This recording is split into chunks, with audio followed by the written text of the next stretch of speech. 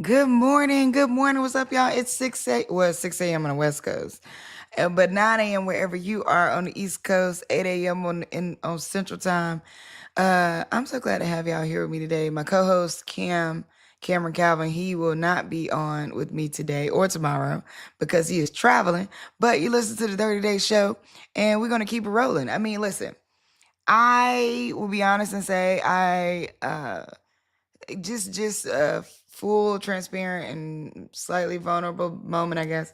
I woke up this morning about every day. I wake up about 1 a about 2 a.m. to use the bathroom. That's normal, right? But I couldn't really. I was still kind of like awake sleep kind of situation. And then I went back to sleep and I woke up again at like 4 a.m. Also, that's sort of kind of normal for me for the most part. But then I don't know, at the 4 a.m. I talk to whatever AI I'm using because I had so many like thoughts about a particular thing I'm thinking about. And so I'm just running through the thoughts or whatever. So I'm just laying there and I get a text from my friend and it's a link to CareBridge, which is like a platform where you can have people collectively care for a person in different ways, meals, updates. And I'm like, what's going on? And he lets me know that his mom is she had cancer. It came back. And I hadn't talked to them in a while, but just March, yeah. Was it March? Was it last March? Yeah. Just last March, we all were in St. Martin celebrating his birthday, and she and I roomed together. She and I also went to the Beyonce concert together. So she became my friend. He's my friend. She became my friend. And he let me know that she is on hospice and that cancer came back with a vengeance, and she's not doing well now. I typically, so like my brain didn't know how to move through that. Like, cause at first I'm like, what? Like, what's this CareBridge link? Like, what does this mean? What's going on? Then I'm like, oh my God, like if something is going on, I don't want to be putting it on him to have to explain things to me, cause I want to be sensible. Then I'm like, but my body is going, what is this news? Like, and it's 4 o'clock in the morning here, not at this moment, but when I get this news, and I'm like, okay, what is going on? So he tells me, this woman, welcome to the 30 Day Show. I'm sharing a vulnerable share this morning. We're gonna hop into news. My co-host Cameron Calvin is traveling. I do have a guest coming, but I'm holding down the show by myself today. But I'm also wanting to acknowledge. Good morning, Luxury Louise. I'm also wanting to acknowledge like things happening in movement, right? So my brain, I immediately want to start thinking about solving a problem. So my go-to has been work, right? So I immediately I have a moment, I have tears, I'm crying. I get this news that my mom's friend is on hospice, and I'm having like a oh my God moment. I text my mom to let her know, and then I am like, I immediately go to work. I'm sharing this because I observed this about myself this morning. Right? So like my thought, because I started to cry and I started to feel it in my body. And so my thought was like, if I just lay here and let this feel in my body, I'm not gonna be able to get up. I think that's really what came to me next was like, I'm not gonna be able to get up and be good for any show. I'm not gonna be able to get up and hop on and tell y'all the news or entertain or any of that if I sit here. And so I immediately started reading the email. And I'm like, what happened to this? So now I'm texting because my staff's on the East Coast. So I'm texting like, what are we doing this? Then immediately I start reading the news because I'm like, I got to get ready to prepare the news. I got to get ready to be on.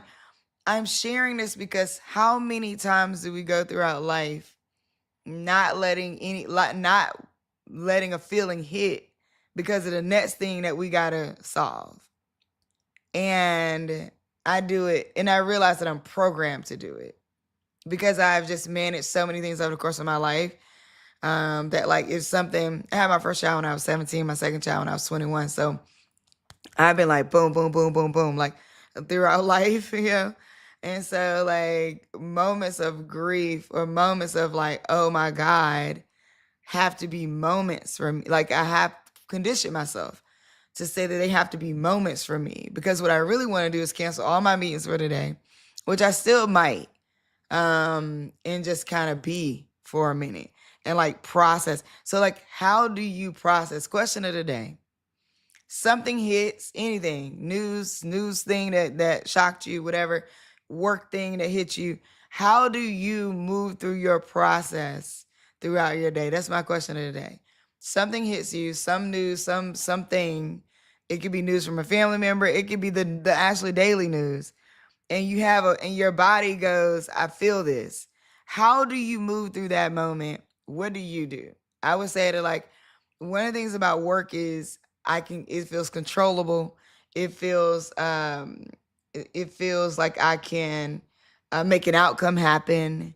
It feels like I can move pieces. I can govern it. So like, work is a go-to. Good morning, Maria.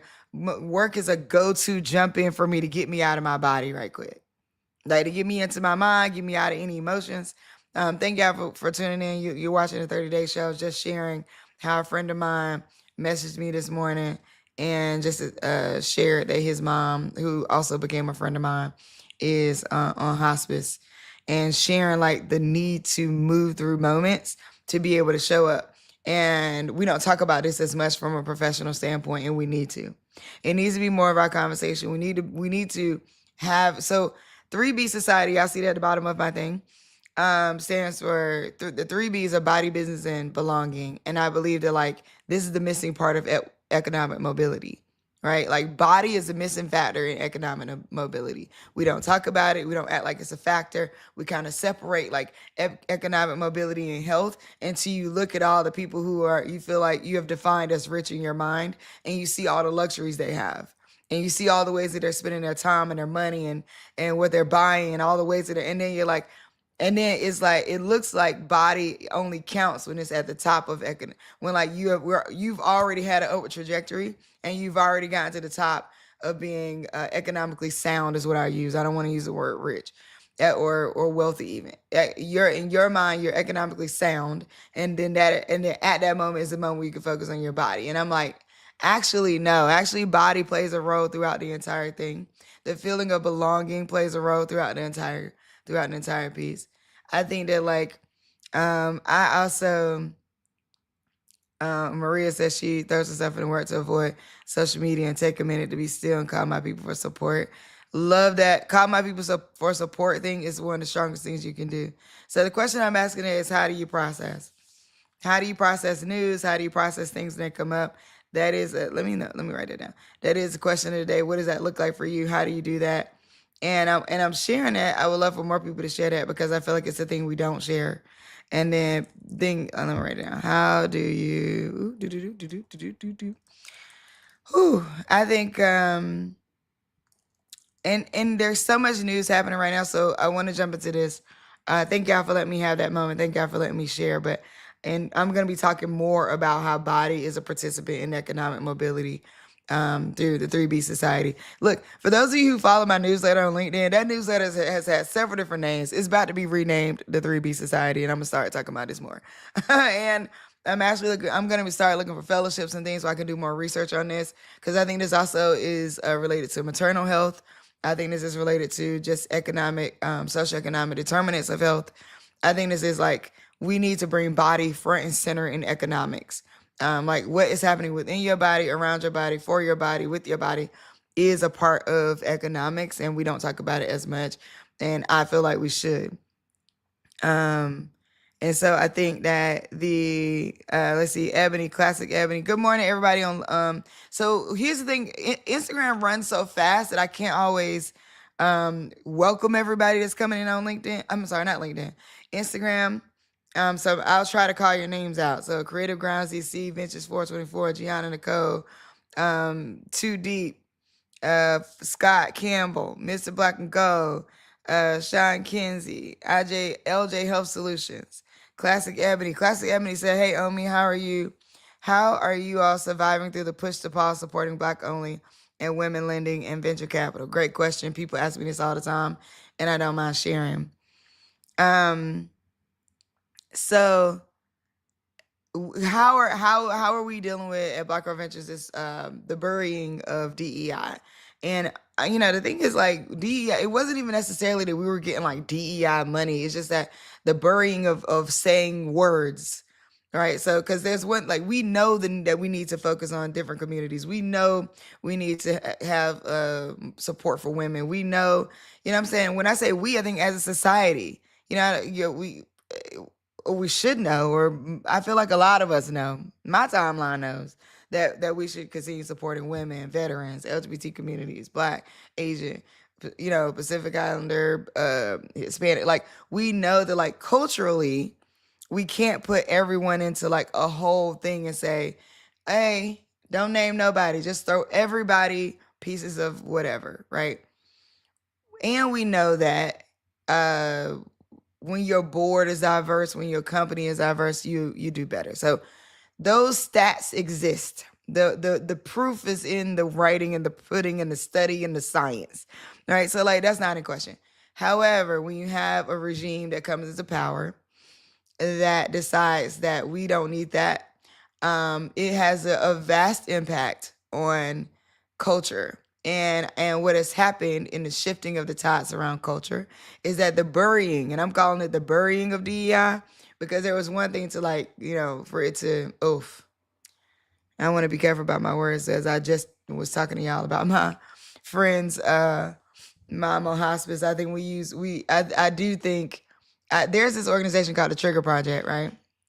And they focus on gun violence, and they're awesome. They're doing amazing work in the community, and they are making a concerted effort to not use words related to like gun violence as a way of like leisure conversation. I think so. So when you think about whatever you're doing with your company or whatever you're doing with your nonprofit or whatever you're working on out there, and I'm gonna get back to the DEI thing in a second, or how BGV is moving through it. When you think about what you're doing, think about this also from the standpoint of like the language that we're using every day to sort of normalizing some of this stuff without us even thinking about it. So they don't use words like, I'm gonna shoot you a text. They don't use words like that because that's like related to like pium pium, right? They don't use words like that. Also, I got to be careful because I'm streaming, because in streaming also you can't use certain words, like, you can't use the M word for it. So you'll see people do things like, or you'll see people do things like pium pium. They talking about like violence because you can't. The word, I use it a couple times. So I don't know in terms of like how this video might be taken as it goes up on streaming platforms, but the word for pium pium is, and it's yeah. You got to be careful about words you use, but culturally, you have an opportunity inside of the companies that you're building, inside the companies that you work for, and inside of the just your friend circles, to think about how you use words differently, so that like, they don't use things like, oh man, you killing me, oh, kill that. Like, they don't do that, and I really appreciate that. So y'all check out the Trigger Project DC. They're great folks. They're doing great work. All right, back to the DEI thing. People ask me this all the time. Hey, Omi, how are y'all moving through this moment? What's happening at BGV? What decisions are you having to make? And the reality is, I'm having to make a lot of decisions. I'm having to decide what the how we're gonna work. I'm having to decide, even though, like, when I initially started like Black Girl Ventures, I also had a company called Made by a Black Woman. Part of it was I was talking about me. I really wasn't even talking about all Black people, but at first, but then I would say that, like, of course, one meaning that you have, it takes on its own meaning, and then it becomes a bigger movement, which I wanted, which I'm happy for. So yes, not, and then it's not just Black. It would be Black and brown. We serve men. You know what I mean? Like, it wasn't. It became more diverse over time. We just never changed the name. But now that, like, again, not diverse meaning starting with me, then more going into serving many people. Now it's not even so much that Black Girl Ventures, even for the past maybe 3 to 5 years, meant we only served, actually, yeah, for the past maybe 5 years, actually 6 years, didn't mean we only served black people. And I think that like that may be news to some black people as I'm saying this, but brown people, we've had white people pitch at our pull up and pitch, right? Like pull up and pitch, it's open to all. Anybody can show up and pitch. Um, so I think that like when people say like, who do you serve? I could say we serve the same amount of people that venture capital. We so if they say, oh well, like you're not open to white people, I'm like that's not true. You know what I mean? Less than 1% of white people get access to capital BG. Right? Less than 1% of black people get access to venture capital. You know what I mean? So like, what are we saying? It's not. We're not closing it off because that's what they're saying. Hey, venture capital, we're not closing it off. We're not saying y'all can't get it. And that's what the VCs are saying out there. We're not saying y'all can't get it. We're not saying we won't give it to you. We're not saying that. You know what I mean? Like, so I think there's that. Then so it's being clear and open that like BGV does serve multiple people of multiple different cultures and things like that. So I think that's one piece of that. I think the other piece of that is and making sure that that's representative in our language. So we serve under-resourced founders, right? That does not have that no longer has that doesn't have a gender, race, creed, culture, any of that attached to it. We do work across multiple cities, and we usually work across 4 deeply every year. And we choose those cities based off of the partners that we have and things like that. And the other piece of that is we are looking at how we work differently. Now, there are some things that I'm not going to say publicly, but I'll just say that like we will be announcing. We're announcing a new initiative. She asked me, so I might as well tell y'all. Our new initiative is called Keep America Working. And Keep America Working is going to be focused on supporting small business owners to absorb the impact of the layoffs. Right now, we know that in workforce development, so I came from workforce development before I started BGV. I used to work in workforce development. We know that workforce development has historically been focused on talent development, over-indexing, let me say that, over-indexing on training.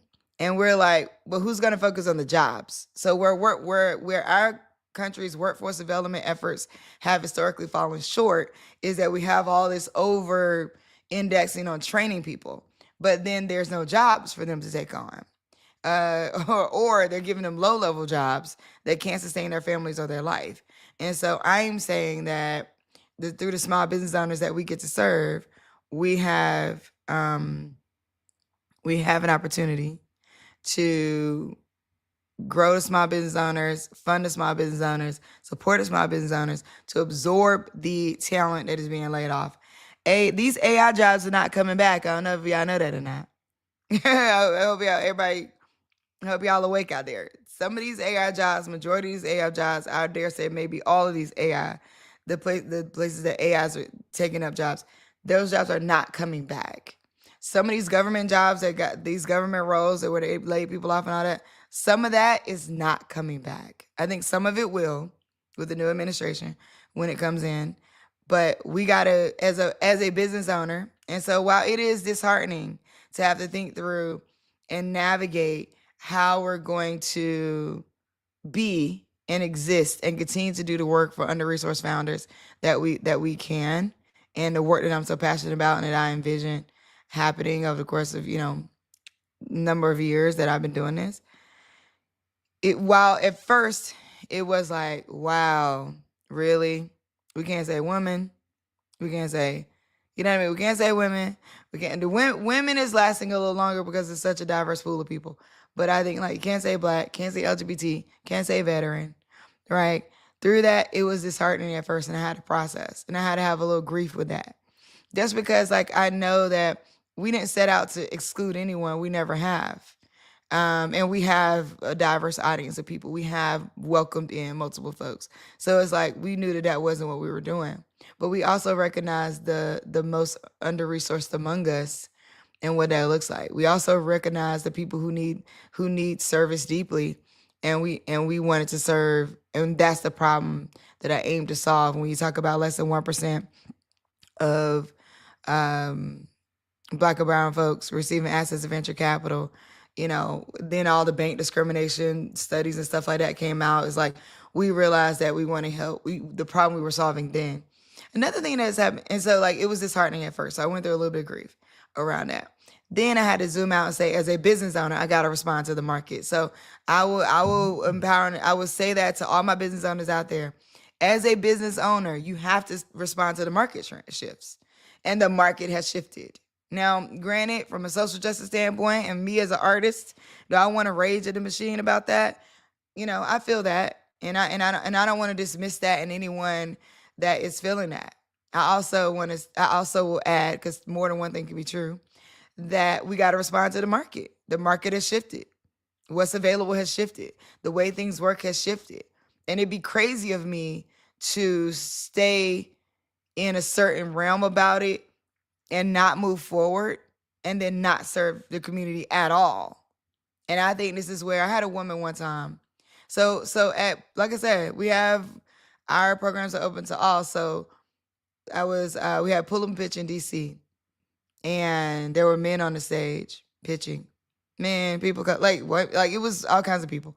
But there was this woman came up to me after the event. She goes, "Well, I just feel like I just didn't understand why you had people, this is supposed to be Black Girl Ventures, but you had a man who was pitching on the stage, and I just want to understand, like, why would you, what'd she say, why would I do that? Or just something like, why would you're supposed to be for Black women, why would you?"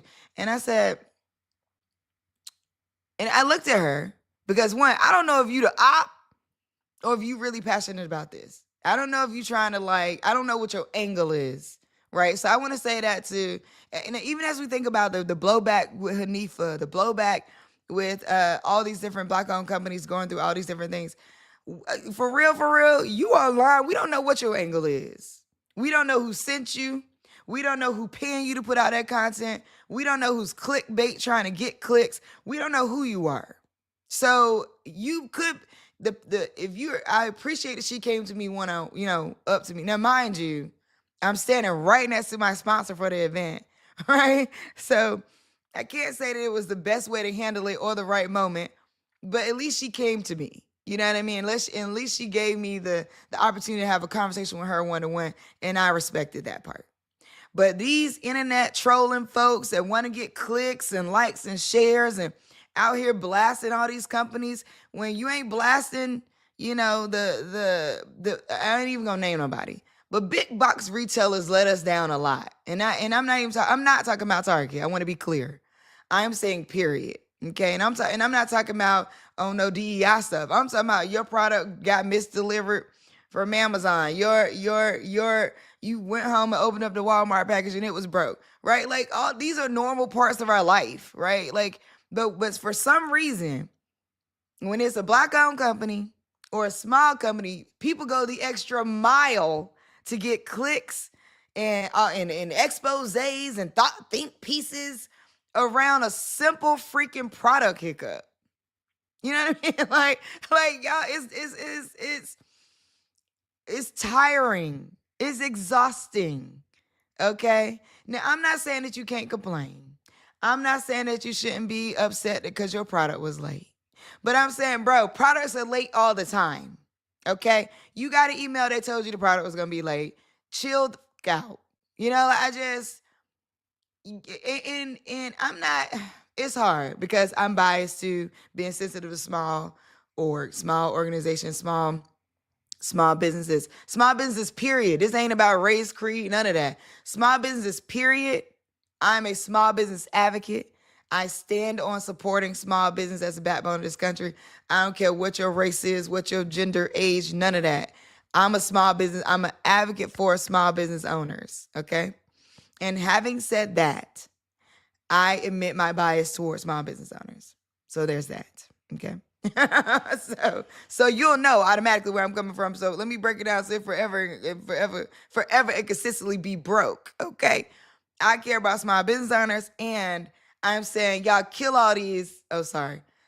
Do away with some of these expose moments and these freaking need to get clicks and likes and shares, and you want everybody to see your content. Come vulnerable, come real, come authentic But don't come just because you feel like talking about some BS because your order was late. You know what I mean? Don't, I'm not trying to say that Hanifa is what I'm speaking to right now. They had a hiccup with their third party shipping, and it threw off all their orders. It threw off their ability to get their things to their delivery to their customers. People went crazy online, blew it up, did a whole got 100 expose thought pieces about it right now if y'all want to go look it up. And then they announced that they're going to take a pause because they don't want to chase scale. Now this is smart because some of the people that y'all are seeing file bankruptcy or things like that, they were chasing scale. And then you chase scale, don't manage the revenue versus scale, and then some hiccup happens. Or you're on par to scale. Here's the thing that happens behind the scenes. You're on par to scale and everything's seemingly fine, but you're not considering a hiccup. Something happens. Manufacturer gets thrown off. Tariffs hit. Something. You lose a shipment overseas because these things are being shipped on water. Some of it. Lose a shipment coming overseas. Boom, you can't fulfill your orders. Boom, you can't fulfill your POs. Boom, you don't got whatever products you need in your like that is the capital. So we keep talking about we keep talking about access to capital as if it's just the beginning thing, as if it's just like you need capital at the beginning. That's over with. Like the idea that oh, people don't have access to capital. I see people constantly trying to have that debate online. And yeah, people do need capital, but it's not necessarily right now the startup capital. Like what people are needing right now is a consistent flow of customers, a consistent gracious flow of customers, and continuous capital. So what you're seeing in people filing bankruptcy and all that is like they start debt stacking. So you start taking on this loan to fulfill this, and taking on this loan to fulfill that. And next thing you know, you bought down with debt, not enough revenue, and you feel like you're making the best decisions that you can make. Is it from the outside looking in? Is it always the best decisions they can make? I'll be honest, no. From an investor standpoint, you do diligence on some of these companies, and you like, bro, what? Like why? So a lot of times when I'm coaching founders, and I didn't even plan to go here today, but a lot of times when I'm coaching founders, I'm saying to them, what is driving your decision making? What is driving it? And if you tell me it's because this customer said that they like the color red, so I was thinking that I was going to do a red slushie. And I'm like, no. One customer, two customers, three customers are not a reason to shift or launch a new product. They are not. Because 9 times out of 10, them 3 people ain't even going to buy.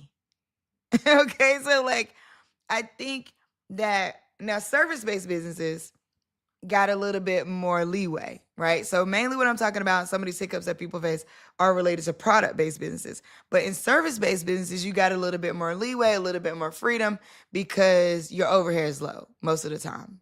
If you are building a tech product, another thing that people do with tech products is they tinker way too long. They focus on feature versus beta testing and deployment. And then they run out of capital. So you get capital and you just start investing. Oh, well, no, I think it should. Oh, I like this tweak. Oh, we should do. And every tweak costs money. And the longer you taking time to deploy that thing, the longer it's going to take you to be able to get users on it and be able to make the case that somebody should give you more capital for it. Service-based businesses, you can make some hiccups because you are, and I'm not saying that you want to make hiccups, but I'm just saying you can make some hiccups and you could, because you get a little bit more, you get to start anew with the next client in your first. So for service-based businesses, in your first 3 to 5, maybe even up to 7 clients, you got room to make some hiccups because you haven't impacted the customer base enough for your branding to be altered or maybe have or people to start talking about your branding yet. And I'm saying 7 is low, but it depends on the level of clientele you have. So if you're working in one city, because a lot of times, sometimes service-based businesses are working in one concentrated area. And what I mean is concentrated city, concentrated industry. So you're offering your accountant, it ain't, you don't have, but for so many places, so many customers to serve incorrectly before it starts spreading that you're serving them incorrectly. Right. So you got to be careful with that. But the thing about service-based businesses is you always have someone that you can convince that you can do better for them.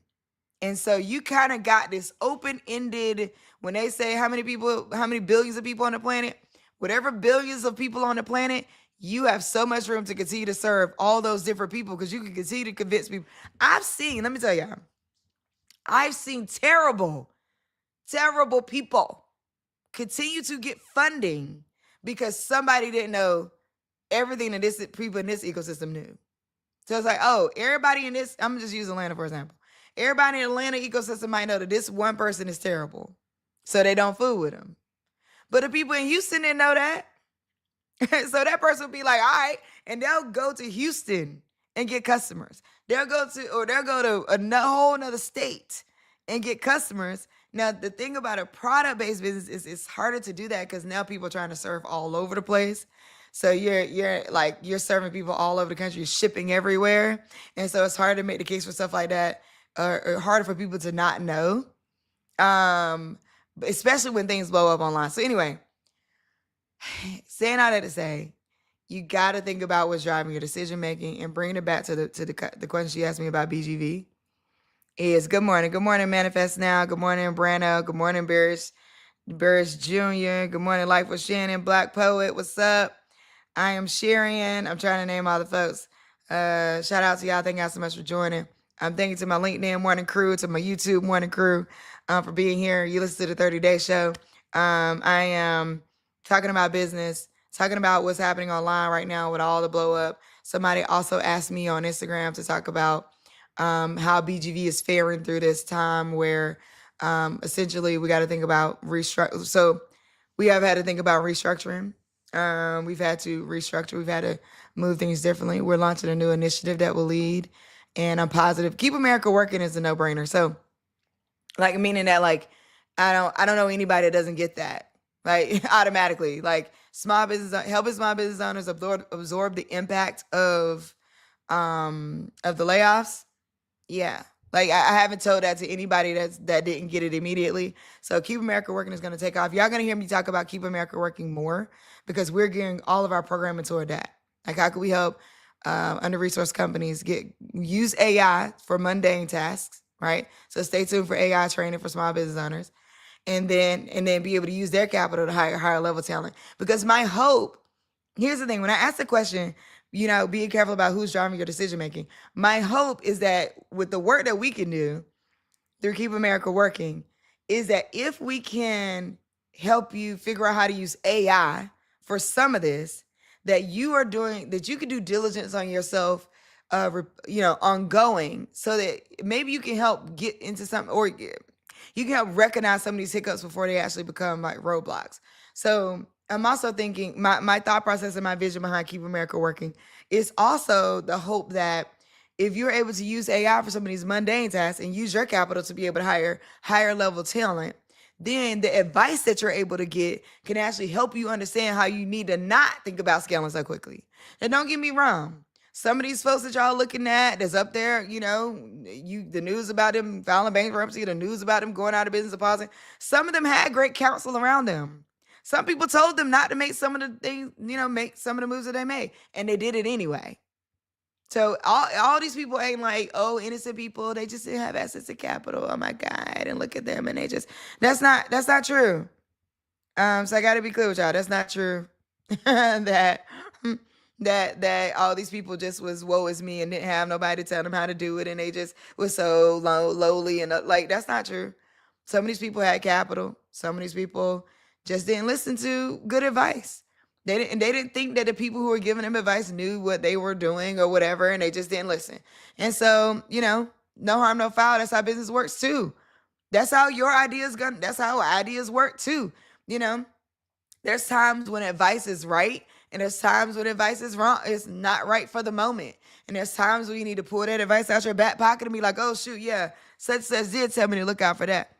When I was in the beginning of building BGV, people didn't believe that you could bring a bunch of people into a room and ask them to donate to small business owners.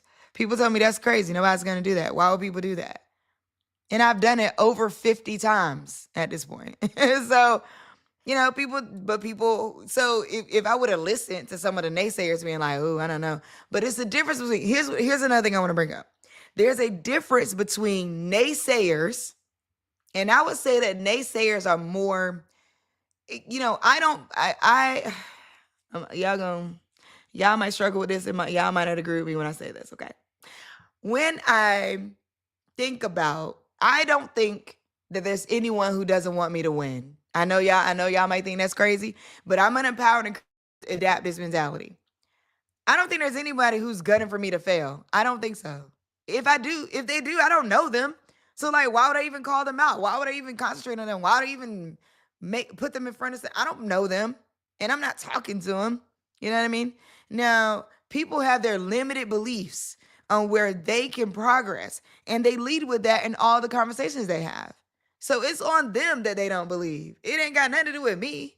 Like, I don't believe that you're like, oh, she crazy. Oh, I don't think she should do that. Oh, I don't know how that's gonna work. I don't believe that that's about me. Like, that's about you. It ain't got nothing to do with me. I know what I'm about to do. So, but what happens is we adapt all these negative things, like, because people ain't gonna want you to win. Yeah, because sometimes people just ain't gonna like you. Yeah, because look, cut it. That is not doing you any service to believe that. It is not helping. I mean, unless, I don't know, unless you feel like that fuels you. If you have a naysayer that fuels you, then okay, you go with that, run with that, however you need to be inspired, honey. But if you are adapting that, and every time a hiccup happens, it comes back, that's not you being fueled by it. Like, to me, that is seeping into your psyche in a way that has a potential to affect your ability to move forward, and you need to let that go. Again, remember, body, business, and belonging. And if you're surrounded by naysayers or people who are speaking negatively in any sense, you don't belong. Do you belong there? You have to ask yourself that. Is that where belonging is for you? So sometimes, even when you're building something, even when you're adapting something, sometimes you just have to move out of people who have a limited belief. You can love them. You can go. I'm not saying you can't go back into the group chat. You can go back into the group chat. You can talk about, you can send memes that are funny. You can have surface level conversations. But when you are trying to build something that only you can see being possible, because here's the thing, people only know what they can see. People didn't know what I was seeing. And I'm like, I see where this is going to work. Feels like things I was building. I was like, this is a no-brainer for me. I don't know why y'all think it's crazy, but I can't keep talking to y'all. You know what I mean? So like, if you think it's crazy, I can't keep talking to you about it. Like, that'd be crazy on my part because I don't belong there. Now, and it's impacting my body every time I run into you. When I run into you and you have and I'm not gonna call it a negative energy. You just have a limiting energy, right? If I run into you and you have a limiting energy, I have to limit my engagement with you because you have the potential, your energy has the potential to affect my body, my beliefs, my business, and how I feel like I belong. So why would I stay there? I don't even know why I'm going here today. Honestly, I didn't come online. If you just joined me, you listen to the 30-day show. I actually did not come on to get on this soapbox, but to talk about this, but like maybe it needed to be talked about and somebody needed to hear it and all that. I firm believe in it flowing in that way. But I just think that like this moment calling for us to. So I'll tell you. So one time, I was um I was having a conversation about people being transgender. And someone with a limiting belief, I don't want to call out names or anything like that. Someone with a limiting belief was talking to me, and this is one of my exes. And like whatever, I'm not thinking that I'm engaged in any way with this person like we weren't engaged romantically. Yeah, moved on, they were with somebody else. And they're having a conversation with me, and we're talking about transgender things, but they're coming to me like kind of like, we need to talk about this because our child, doesn't need to be blah, blah, blah when it comes to transgender, blah, blah, right? And I'm listening like, what is this person talking about? I'm in the parking lot at the grocery store at this moment when I get this call. I'm in the parking lot at the grocery store. This person calls me, one of my exes, kid of my father of one of my children, and says, yeah, well, this transgender thing, we, and we need to talk about it like this, and we don't need to talk about it like that. And I'm listening to him like he's tripping. I don't care what he's saying. So I'm going back and forth with him. And then he said, oh, and his new girlfriend, won't name her. He said, oh, and my new girlfriend agrees. And I lost it. Okay, when I tell you, this was years ago, but I lost it, y'all. I went, what? Like, I don't get her, blah, blah, blah. And because I just felt like he was constantly trying to push this woman on me in a way that like he wanted me to be upset about it, about him being with her or them being together, whatever the heck they was doing. And I wasn't. I wasn't upset about him moving on. But y'all stay with me because I'm going to tell you where the story's going. I wasn't upset about them at all, right? And so I said, wait a minute. I am anyway, so I'm losing it and I hang up on him and I'm crying. I'm having this whole moment in the parking lot at the grocery store. All I was doing was going to get grocery. I didn't plan on having this conversation today, and now I'm triggered. I'm triggered at the highest level. My body is like on fire and I'm like crying. I'm like in emotion. And in that moment, this woman got me out of the blue, seemingly out of the blue. And she was a spiritual woman, very deep, like love her. I haven't talked in a while, but she called me out, seemingly out the blue. But I believe that God called her to call me at that moment. Universe called her to call me at that moment. My ancestors called her to call me at that moment. So she calls me, and I'm at the height of this breakdown because I'm angry at him. I'm angry at the conversation, and I'm like, this is stupid. He's limiting in his belief, and this woman, what he telling me about her for? Like I'm in this heightened, triggered moment. And she calls me and I'm talking to her, I'm telling her, and honestly, I don't know what I needed at that moment. I think I needed someone to maybe cuddle me a little bit. I don't know. But I'm telling her and I'm like, this thing is happening. I can't believe this and I'm tired of this. And and I don't even understand this because I don't get her or him. Blah, blah, blah. And she said, Cuddy, we don't have time for this. You got things to do. You're running an organization that's impacting thousands of people. You are a highly spiritual woman. You're doing what you got to do in this world. We don't have time for this. Cut it. And in that moment, y'all, I might as well have been a little kid that their mama told them to get up off the floor and stop all that crying. Because I was like, but I was so thankful. Now, by the way, this is in no way, shape, or form meant to say that you can't have breakdowns or that you can't have your moment or that you can't have or that you should not feel into your body and into your emotions. This is no way, shape, or form saying that. What I'm saying is in that moment, the sobering up happened so quickly because she was absolutely right. This means nothing. Like, what he was saying, and now we're 10 years later, and it absolutely is a moot point, except I get to tell the story to say, there is a moment in time right now where I need people to sober the fuck up and let's move on. And I'm not saying move on as if we don't talk about it, or as if we don't review it, as if we don't scientifically break it down, as if we forget it. That's not what I'm saying. But what I'm saying is there's a call to people who are moving in light and who are moving in positivity and love that's happening right now that is vast, that is huge, that's like, come on, we need to bind together and become millionaires and billionaires together, if that's what we're going for. We need to bind together and help and get everybody support for your business or whatever you're working on, or whether it is just freaking personal development support. This is the moment that is calling for all the people, because it's calling for togetherness. That's what I say. If you would take a look out, if you could stand on top of a mountain even and look out into the horizon of the market and see the noise of like social and news and war, and then really think to yourself, when I come down from here, or when I step out next, where does my foot land? Where does my voice land? Where does my ability land? Where does what I'm building land? And how do I want to see the future take shape? Because guess what? The people with not the best intent, they have absolutely had that conversation with themselves and each other, and we are seeing it play out. The people with not the best intent put a whole plan together for it. Project 2025. The people with not the best intent, they're doing that work. And I want to see the people with the best intent do the same strategic work. So wherever you are in the world today, and again, I didn't even plan on talking about this way. I got people on Instagram asking me like, "Oh, when was this organized? I don't know what you mean by when is this oh, that's what. No, the 30-day show is somebody asked me what a 30-day show is about. Okay, I'll talk about it in a second. Pietro, I don't know if you're still here, but I'll talk about it in a second.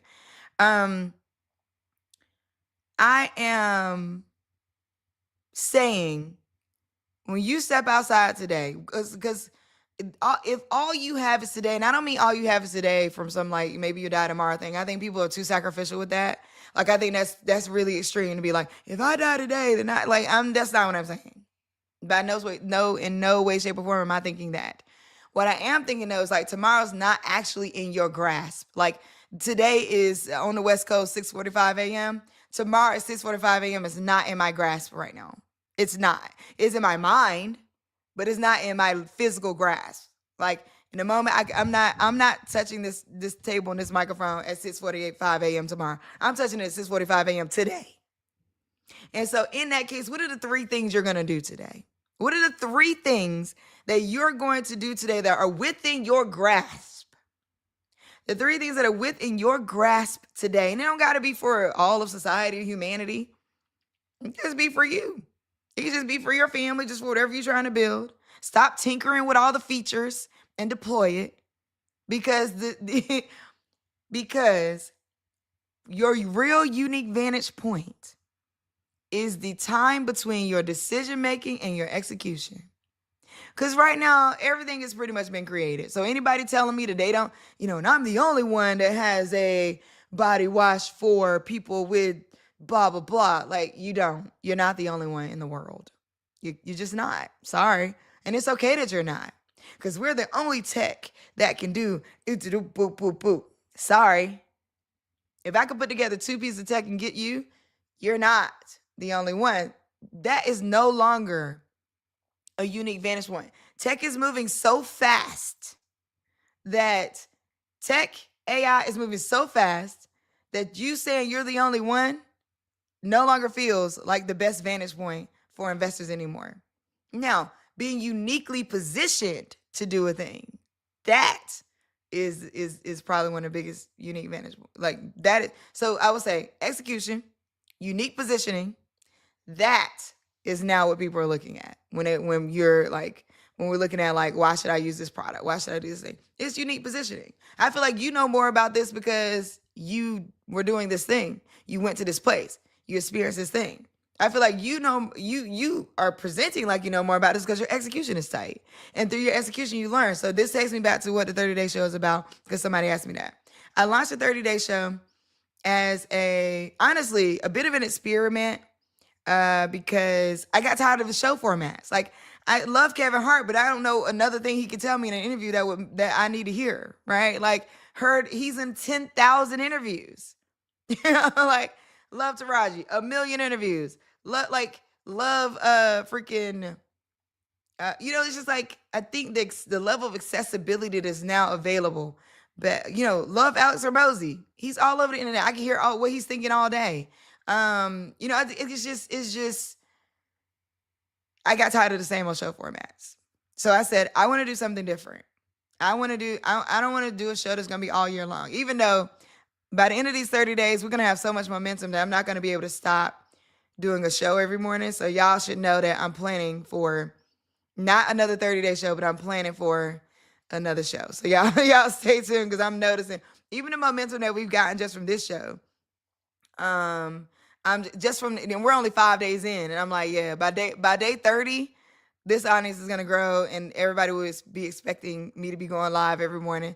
So I will let y'all know now. I won't be stopping that, but we will be pivoting in topics in April.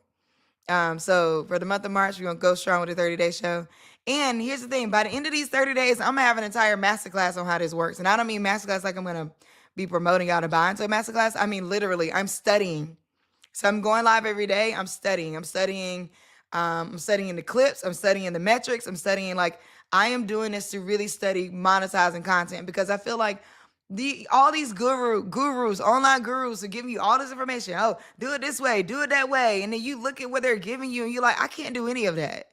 Like, it sounds great, so you buy into it for $27. It sounds great, so you buy into it for $14.97, $9.97, yada, yada, yada. Like, all these gurus, all these freaking masterminds.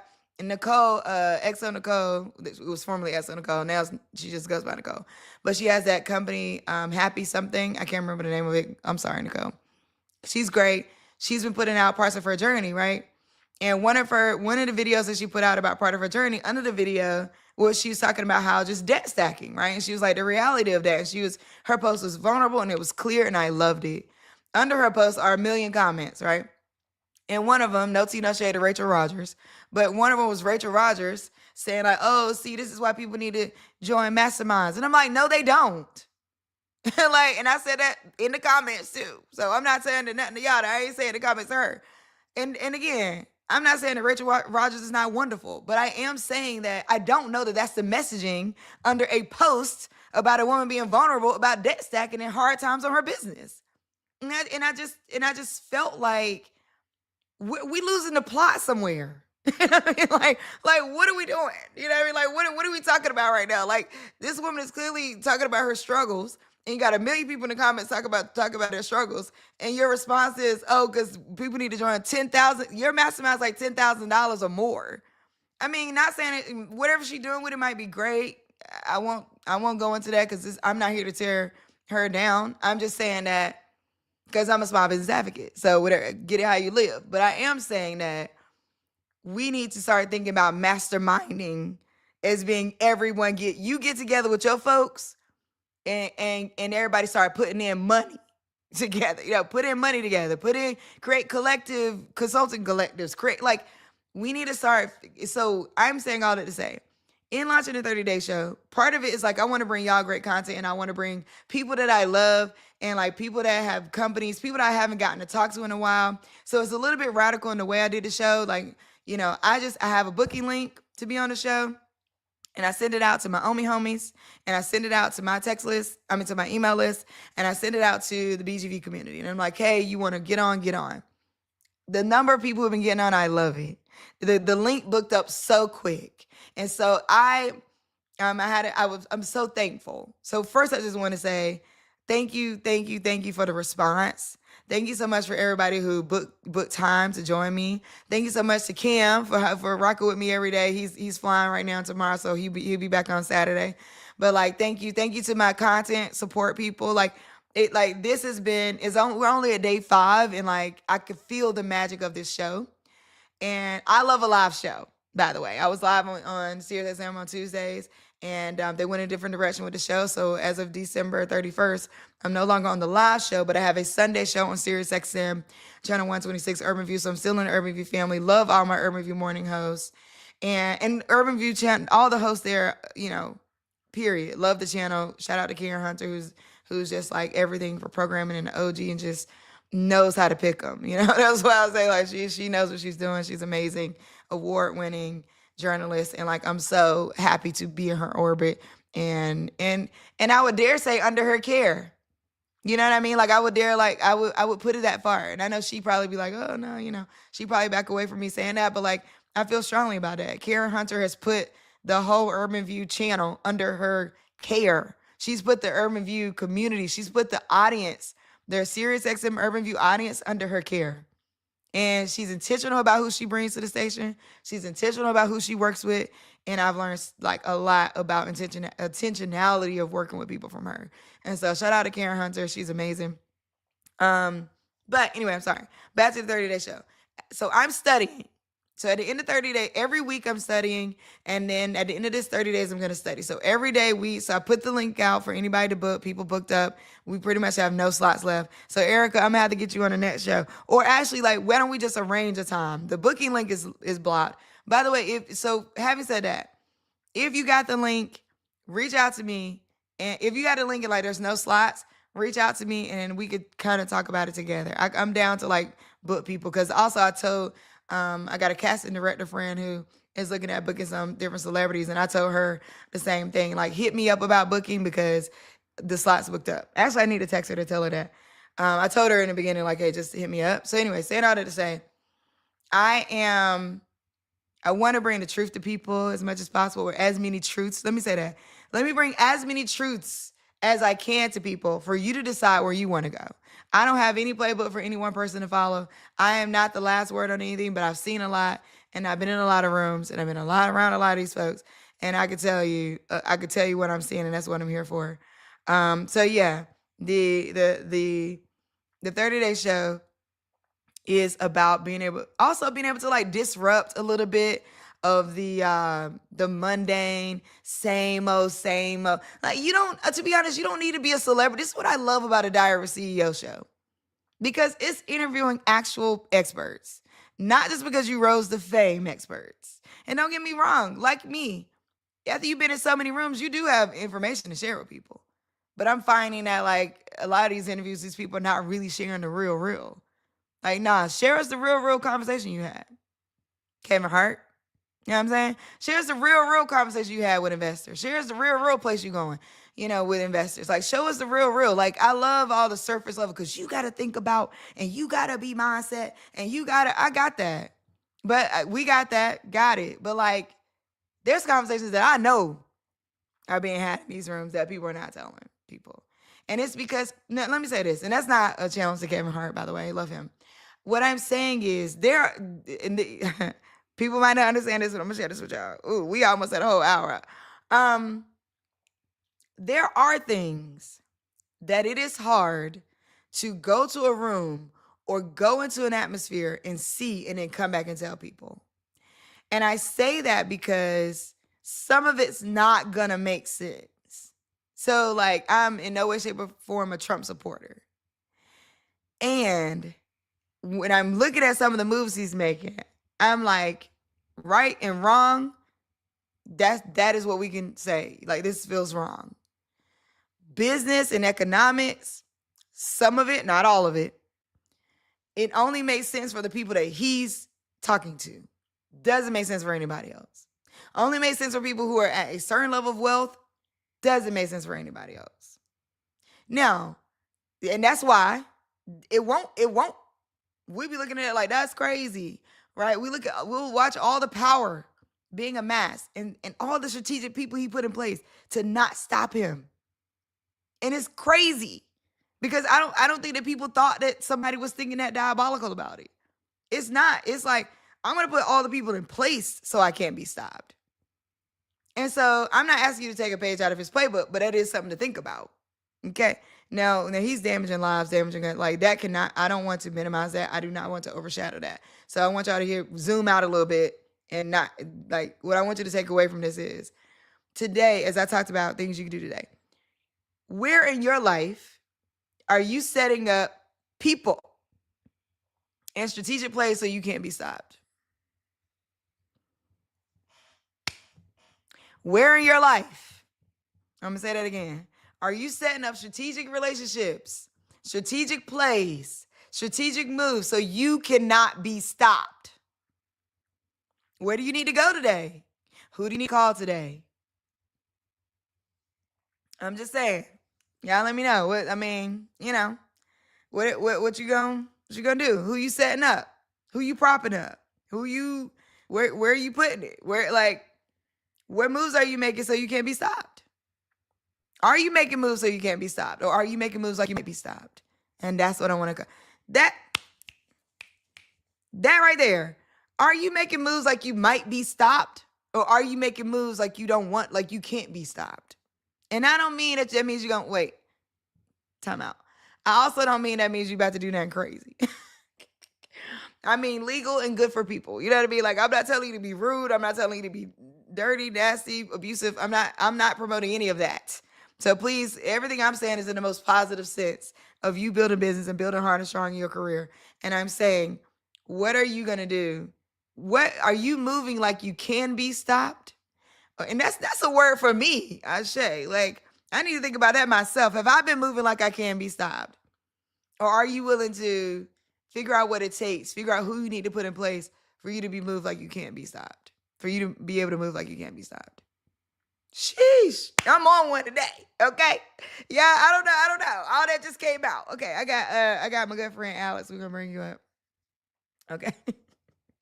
Our guest for today, Alex, how you doing? I'm living the dream. How are you? I love that. I love that. I love that. I love that. I love that I get to follow you after you just gave everybody a word. I know. Look, I didn't plan on um I didn't plan on doing all that this morning. You know what I'm saying? I just was like, it just came out because it's so much happening, Alex. Yeah, You know what I mean? So many things on the business front. So many things. It's like so much happening. And this is perfect because I want you to tell the people what you're working on. I think that you came in at the perfect time actually to be able to transition into this conversation around what you're doing with Code 22. So yeah, let's get into it. Welcome to the 30 Day Show, Alex. I appreciate you. Talk thank to you. me. Tell the people what you're working on. Absolutely, yeah. So, Code 22 Apparel is my latest passion project. It's something I've been working on for a really long time, and it's kind of my love letter to a lot of people that maybe feel like me, that are struggling with their mental health and feel a little bit isolated. So, Code 22 is the opportunity to bring mental health conversations to places where they don't ordinarily originate, through the vehicle of luxury streetwear. So what I want you to talk about with it, well, first, if you feel okay with telling a story. Yeah, absolutely. Okay. I would love for people to hear the story. Do you have a before I do that though, because I'm gonna put you up on the screen. Tell me what your do you have IG or website where people can go check it out? Absolutely. So you can follow us on Instagram, TikTok, LinkedIn, YouTube. All of them are at Code 22 Apparel. Okay, perfect. And definitely check out our website. Right now, the website is just we have not launched it officially. It's our drop list. So if you go to code22apparel.com, you'll see our drop list so you can join it. But we're going to be launching our website along with a brand video in the next week or so. Okay, perfect. Okay, tell the story because I really want people to because I think that like I love what you just did as an intro, but like this is what I love about it is the sort of like what's understood don't need to be said way that you're doing it, or the like, if you know, I see you without us having to make any noise, without us having to say anything. The understanding that like we sharing an experience. So first, tell us a story, and then we'll talk about that part of it because I really want. I feel like that's a big part of it. That's important. Absolutely. Well, I've struggled with my mental health for a really long time, since I was in high school, and I couldn't quite put the real words to what that actually meant. And then after high school, I joined the military, had PTSD, and continued to struggle with my mental health.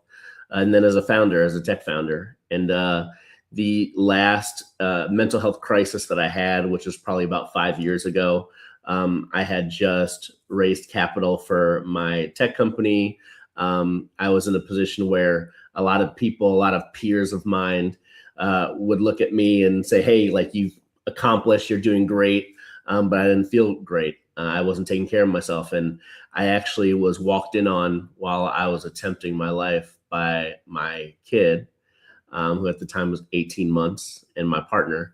And I had to be committed. And so they called some help for me, and I ended up going to the psych ward. While I was in the psych ward, for the first couple of days, I was out in the hallway, and over the loudspeaker came Code 22, Code 22. Didn't know what that meant. And about 10 seconds after that announcement, I see a patient running down the hall trying to escape the psych ward. And then about 30 seconds later, security running after her and then dragging her back with her heels, scraping the floor. And that always just stood out to me. I spent more time after both in the psych ward and in inpatient. And the day that I got out, I actually got Code 22 tattooed on my right hand because as I continued to think about that moment, meaning, it was indicative of what a lot of us maybe feel like. Mental health is one of those things that we don't choose to be there, right? I didn't choose to be in the psych ward. I was put there because of the state of being that I was in, and we always try to find ways to escape that, whether it be through substance, through denial or ignorance or isolation. We try to escape that place that we're in, only to be dragged back. And so, that visualization, that metaphor has stood with me. And initially, I didn't plan on it being anything more than a reminder to myself when I tattooed it. But as I became more passionate about making sure that I share the story, I turned that into what is now the brand of Code 22 Apparel. And thank you so much for sharing that. I think the visual, as people tell stories, I'm always like visualizing in my head. Yeah. And so when you say like, that feeling of like, I want to get out, it's not time, or I need to heal more, or, I can't even imagine the like rush of all the hurry up and help. Cause that's the thing, is like the hurry up and help part of that, right? That really stands out for me.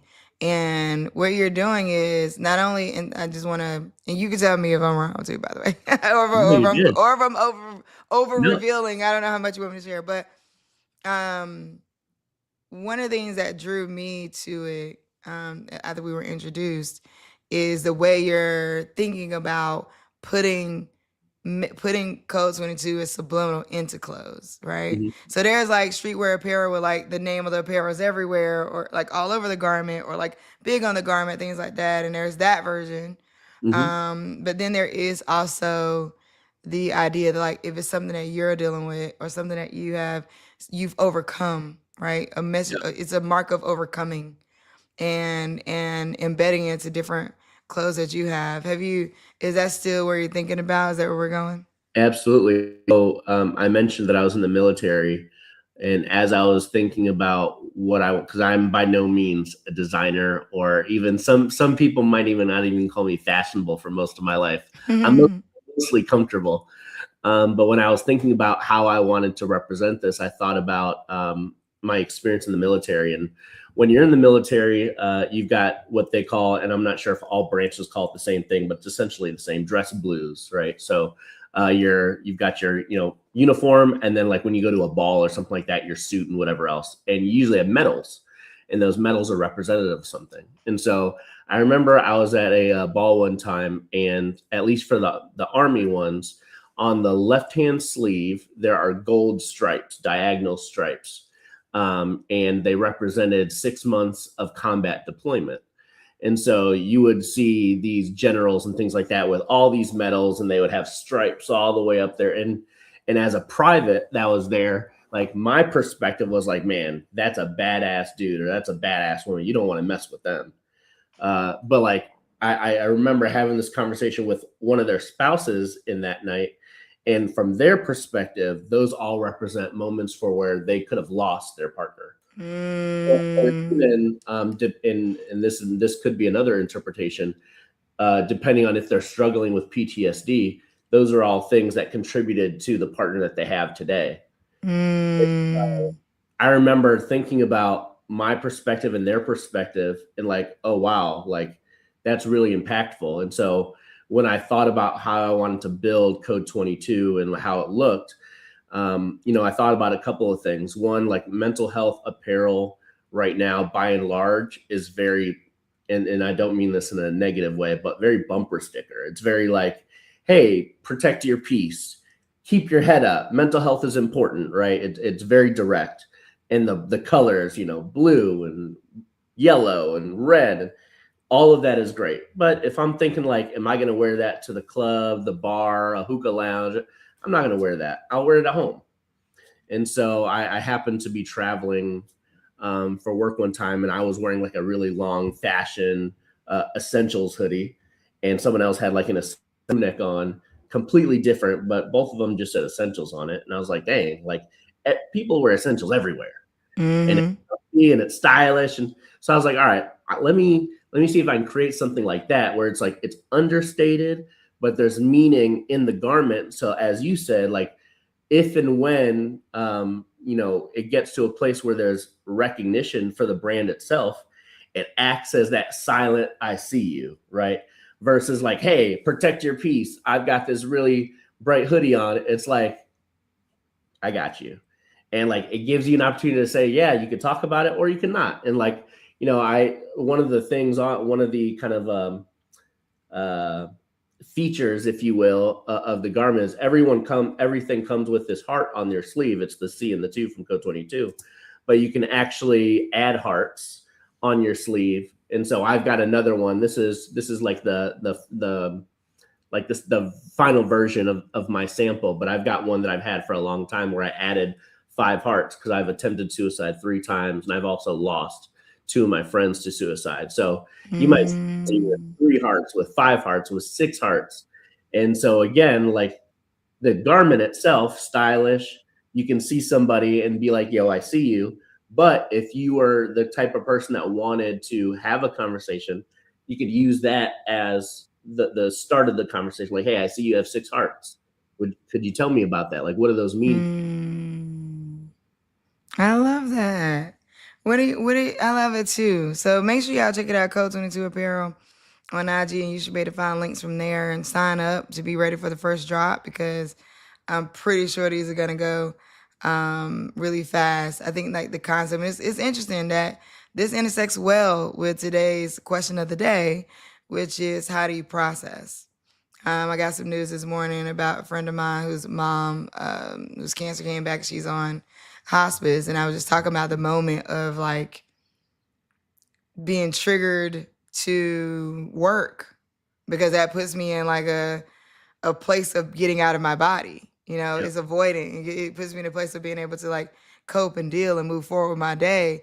And because if because I'm like I want to feel this, but I got to get up and host a show. I got to get up, but I'm like, but it's not gone from me. You know what I mean? After this, I gotta go back to it. I think I'm gonna cancel my meetings for today and just take some time.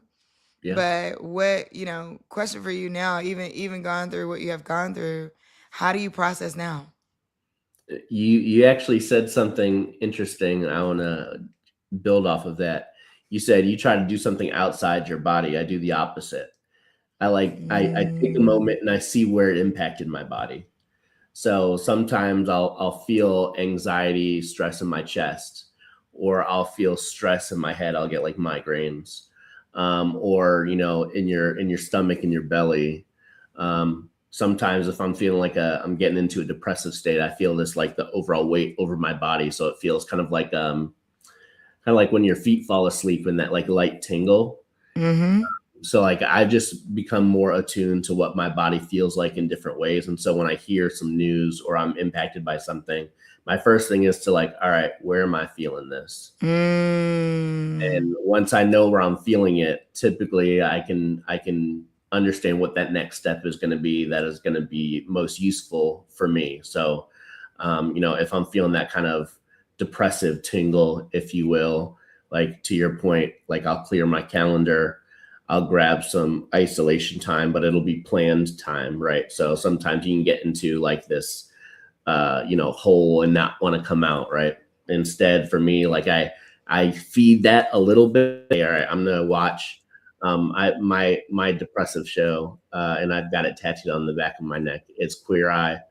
Uh, I always feel like they're talking to me, and so I'll mm, sit in the dark, and sometimes I'll even close my eyes, and I'll just hear them speak life into those people, and I'll life into mm. me. I'll be like, all right, I've got 2 hours of this, and I'm gonna spoken life into, and then like I leave that right, and then I can continue on with my day, and maybe it's a 50% version of what my day looked like before, or maybe it's 100% because after that time, I was able to get what I needed. But that's kind of how I deal with things. It's really about like feeling it in my body first, and then understanding what that means for like what it is my body is yearning for, whether it's that time to process, or I need to be spoken into by somebody, whether it be real or on TV, or I just need to like get out of my head a little bit. Maybe it's like throw on some reality TV talk and just kind of like get out of the seriousness of that moment, and then like kind of reground.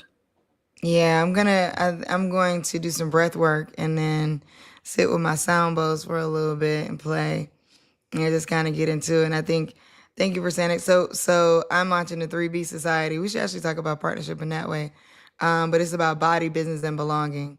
Mm, And I am saying that, and I'm moving into doing more studying and releasing like a white paper around body is like the missing piece of economic mobility. Like we're not Hmm. talking about it as much as we need to talk about it. We always we it's been positioned in a way that's like after you have economic trajectory, like after you have gone to get into a certain point, now we focus on our body, and now you have more time for this, and now it was like actually we need to be doing that the whole way through, and Hmm. like what that means. It's so interesting that you brought up the sitting in the dark thing. A friend texted me yesterday saying that like she was like I just decided to like sit in the dark and like let everything sort of soften, and she was like it was just so good, and I was like that's amazing. I haven't tried that before, but I'm like dang, I'm gonna have to try that. Have to try that method of sort of calming. I also was doing some research this morning, like putting together like when I think about it, I'm gonna do like a bigger series on this, but when I think about like where business deals are done, right? We hear this all the time. We hear this or we see it on TV, or like the character that everybody has in front of us as to like how big deals are done, along with like, and there's truth to it, and so it mirrors in art through the movies and things like that. What golf course, Hmm. right? Golf course, saunas Hmm. at country clubs, hot tubs. Don't recommend those, but those are, we see those there. Um, long dinners, private clubs. Guess what they all have in common? Nervous system regulation elements. Yeah. Yeah, actually. You're on the golf course, you got nature, you're walking or you're riding through nature. Hmm. It's quiet. When it's golf, you're quiet. You might talk in between the walk while you're walking, but like while people are actually playing for the most part, and especially if you go to like a golf tournament, Hmm. right before they silence you. Yeah. They like put up the hey, everybody be quiet. So you got to be quiet. Then they go. And then when you think about again saunas, long dinners because time, right? And then these private clubs all have warm tones. That is like the signal of a luxury private club is the warm tone. And so it's like all these places have nervous system regulation. How are we not talking about it's just baked into it? But we're Yeah. not talking about body yet as a form of economic mobility. Like it means you have arrived that you could be at a public private club, but like you could walk in nature right now. You gotta figure that out. You know what I mean? I think that like having that be more so that's why what I'm launching with 3B around business body and belonging. And I think again, all those also signal belonging and what that provides for you and what that brings to you. So I'm fully into this. I love what you're doing.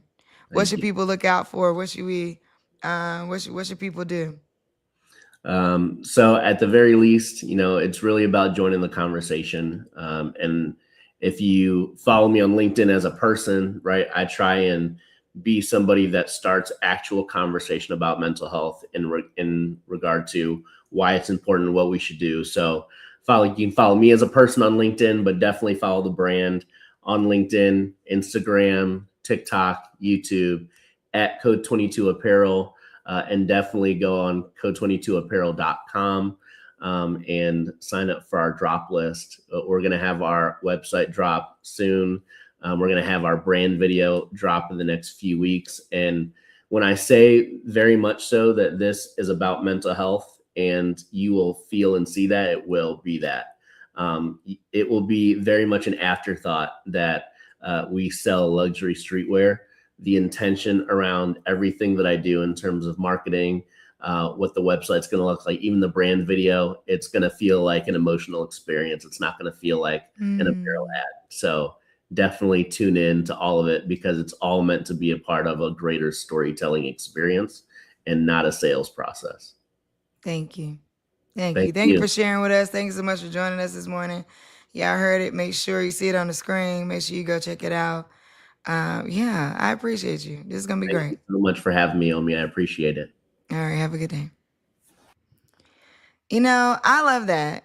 The make sure y'all go check it out. Code22apparel.com, code 22 on LinkedIn, code 22 apparel on LinkedIn, Instagram. One, support it's one thing to support small businesses. But I tell people this all the time, like connecting with meaning is really where it's at. Like people take like, oh, find your passion, oh, find your purpose, whatever, whatever. And it's like But no matter what you're doing, even if even if you didn't see whatever job you're in being a like long-term passion of some sort, find the meaning in what you're doing. Find how you are connected to what you're doing. That is going to be one of the most important things that you can do. There's a lot happening in the world and a lot going on. There's a lot of news popping up. And, today's question is, how do you process? Question of the day, how do you process? What does that look like for you? Um, I'm processing some things on top of the news cycle. Also, I just want to send a lot of love. I wish I could be more helpful just with all the people who are stranded, all the people who are stranded in the Middle East right now, and to innocent people who have nothing to do with this war, who just want to live their lives every day. I just want to send so much love to y'all, and just like wishing for open moments for people who are trying to get home. Watching the stories are super heartfelt. And this goes back to also mental health management, right? And figuring out how to regulate your nervous system when you're in a dysregulated world, right? Dysregulated, dysfunction. You're in the middle of things you didn't plan on being in the middle of. And it could just be so disheartening and feel so trapped. So, thank you, Maria said this is real. Thank you, Evadine. Welcome. Good morning. Thank you for everybody who's tuning in. I still got 10 minutes left, so I'm gonna run down a couple of news topics real quick before this 10 minutes is up. 9 minutes now, to get y'all some information for today. But like this show today, I'm so happy about. I'm so happy about the way that it went. I want to dedicate this show to my good friend Sabina, who's on hospice right now. And I just found it out this morning, so I dedicate this show to her. And I yeah, oof. All right, let me go over some news for y'all. Okay. Today is March 5th. On this day in history was the Boston Massacre in 1770. Let's see. What news I need to find some feel good. Well, actually the news we went through is feel good, you know? Let's see what's going on in the country. What are y'all seeing on the ground out there? What are y'all seeing on the ground out there that's feeling good to y'all? Um, I'm not gonna run on that. What's the Oh, you know what? Okay, I saw this email. So I'm on the New York Times email list, and they put out this like ability for people to have Q&A, and I wanted to go over some of this. I thought this was good to cover, and this would be a good closeout too. I want to go over I'll run through some of the Q&A in my last 7 minutes here. All right, so it says your Iran questions. After the Iran war began, the New York Times invited people to submit questions about the crisis in the Middle East, and they got a robust response. And so here are some of the questions and responses. So here we go. Question: what explains President Trump's turnabout on foreign wars and nation building? This came from Peter Baker, who covers the White House. He wrote, there are a number of theories, but three factors I think are particularly important. One is that after 5 years in office, Trump is more comfortable with the use of power, both at home and abroad. I think that's such a great point for us to hear. Because as we're looking at like, how in the world is he just, how is he just, is because after this amount of time in office, he is now more comfortable with the use of power. Second, I talked about this a little earlier. He is now surrounded by advisors who either encourage his most aggressive instincts or see their role as facilitating his desires, right? Set up for people who are going to just compliment and just yes you and go for it. And then finally, as he approaches his 80th birthday, he seems increasingly focused on his place in history, looking to make sweeping change here and overseas, toppling foreign leaders, taking over other countries and territories, literally redrawing the map of the planet. So when you're asking yourself, like, how dare he? Why would he? How is he? Those are three really, really great explanations for why. Doesn't make it better, which doesn't make it good at all. But it's like, what? And then I guess in the understanding of some of these things, the question is like, how do you want to combat it or process throughout your everyday life? How do you vote? How do you want to vote? And what does that look like? And, I think one of the things that we were hoping around Jasmine Crockett potentially winning the Senate primary and then going on to win the Senate seat in Texas would be that we would have somebody that would fight, somebody that would stand up, somebody that would say no, somebody that would say, this isn't right. We shouldn't do this. Right. I think the country is calling for more of that.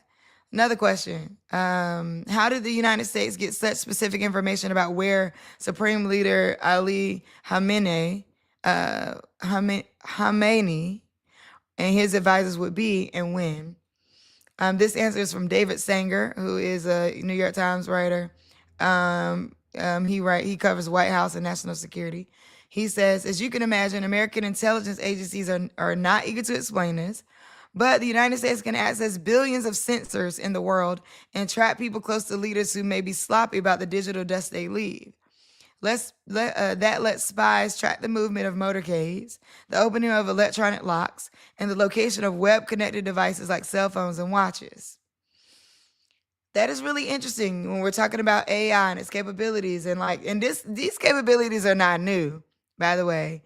We see, the movies that dates back years where the people go, don't use your phone, throw your phone away, and they're trying to hide.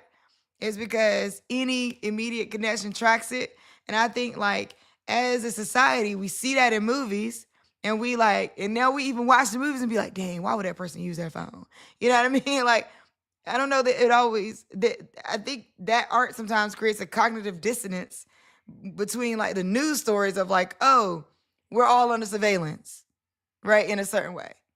When then we go, oh, no, let's not vote for that. Oh, let's put that down. Let's say no to that. But yeah, it's the tracking, and I'm not saying we just concede to all of it, but I'm just saying that some of that tracking has been happening for years. Another question. Let me see. I think I got time for a couple more questions. Right now, if you're just joining me, you listen to the 30-Day Show. Welcome. You're watching the 30-Day Show. And I am right now reading. So the New York Times opened up for questions and allowed people to submit questions about what's happening in the Middle East. And a lot of people submitted them and they had their writers respond to them. So I'm reading y'all some of the questions and answers. Here's another one. Another question. And actually, this is the last. No, yeah, another question. Do Israel and the United States have the same objective in attacking Iran? This was answered by a writer from the New York Times, Michael Crowley, who covers diplomacy. And he said, both the United States and Israel intend to devastate Iran's nuclear and ballistic missile capabilities. But Israel is more committed to a campaign lasting weeks to bring down Iran's theocratic regime, while Trump's priorities have repeatedly shifted. He has said he might be open to cutting a deal with the current government that would stop the war sooner. Okay, these questions are now about Iran's choices. Last weekend, we saw people mourning Khamenei's death in vast numbers, as well as people celebrating under cover of the night. Do we know what share of Iranians support the government and what share want it gone? And the response is from Farnaz Farsihi, who covers Iran, one of the New York Times writers. And he says, or they say, over the years, we've seen Iranians take to the streets in nationwide protests to demand the end of Islamic Republic. Most recently in early January, the protests come from all over, all age groups, all classes. I say very roughly that about 20% of voters form a loyal ideology base that backs the Islamic theocracy. We can draw these numbers from patterns in the latest presidential and parliamentary elections. Turnout was very low, and a majority of eligible voters boycotted the election as an act of protest. Many Iranians say they are simply fed up with the policies of their rulers and have lost hope that they will ever reform or change. Last question of the day. Last question. Actually, maybe I'll end there. So I'll end there on that question. I was just reading y'all a couple questions coming from the New York Times opened up to answer questions. The people submitted questions and they answered some of them, and I really liked that they did that. I really appreciated reading that, and I really appreciate like everyday questions, like questions from everyday people who are just curious and want to know like why these things are happening, how these things are happening. I think the question around like this does Israel and the U.S. have the same focus in these attacks was a really good question and really good question to hear answered. And it's also like interesting around like Trump's priority shifting around this because it makes us so vulnerable as a country. If you're out there, today's question of the day is how do you process? I empower and encourage you to process. I want to send everybody a lot of love today. This has been day 5 of the 30-day show. We'll be back tomorrow. Tomorrow I have 3 guests coming on, and Lisa Wilkinson, who was with us yesterday, who talked about government contractors, she's going to come back. And I'm going to be asking her some deeper questions about government contracting because I want to figure out how multiple people working at different levels of work think about how you can be government contracting. I just talked about the work I'm doing with the 3B Society, which is about nervous system regulation and how the body should be included in the conversations around economic mobility and processing, essentially. And so I'm going to be talking about that more and more. By the way, if you follow me on LinkedIn, I am also going to be shifting my current LinkedIn newsletter, which is called Boardrooms and Breathwork. I'm going to be shifting that newsletter to be the 3B Society. And just follow at the 30-day show on Instagram, at the 30-day, the number 30. At the 30-day show on Instagram, at the 30-day show on TikTok. Follow me on YouTube at the Omi Show, at Omi Bell, everywhere else. Thank y'all so much for joining. I really appreciate y'all. It means a lot to me. Shout out to Maria. Shout out to Luxury Larry. Shout out to Evadine. Shout out to Erica Molette. Shout out to all the people joining on Instagram. It's a lot of Instagram folks. I can't always name all of y'all, but just know I will try as much as I can to name my Instagram people because I appreciate y'all for tuning in. I'm gonna be doing this every day till March 30th. So y'all follow along. Keep it locked. Love y'all. Appreciate y'all. I'll see y'all tomorrow. Have a good rest of your day. Oh no, wait, I'm hitting the wrong button. Oh, up. Lord, look at that. I'm about to hit it. Okay, now I'll see y'all tomorrow. Hilarious.